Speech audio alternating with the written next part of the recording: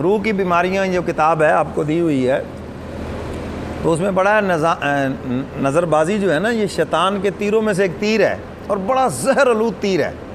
और इतना वो खूबसूरत लड़का लड़की होती नहीं जितना ये उसको दिखाता है। समझ आइए बात कि नहीं? जितना ये उसको दिखा, क्योंकि इसने उसको उसमें मुब्तला करना है, इसकी सारी रूहानियत ख़त्म करनी है। और मैंने आपको बताया कि सहाबा 50 नमाज़ें नहीं 5 ही पढ़ते थे, रोज़े 1 महीने के रखते थे, लेकिन इन इबादत का नूर उनके दिलों में जमा था। हमारे दिलों में नूर नहीं है। नमाज़ पढ़ते हैं, चेहरे पे फिटकार पड़ी हुई है, रोज़े रखते हैं, दीनदार हैं, चेहरे से नहूसत बरस रही है। क्यों? हम बदनज़री नहीं छोड़ते, हम इन मुजस्मों को देखने से बाज नहीं आते, जिसका नतीजा ये कि चेहरे पर नूरानियत नहीं है। नमाज़ पढ़ने वाले के चेहरे पर तो नूर है। कुरान तो सहाबा की शान बयान कर, सीमाहुम फ़ी वुजूहिहिम मिन असर सुजूद, उनके सजदों के असरात और उसकी नूरानियत उनके चेहरों से अय्या हैं। हैं जी, कोई ये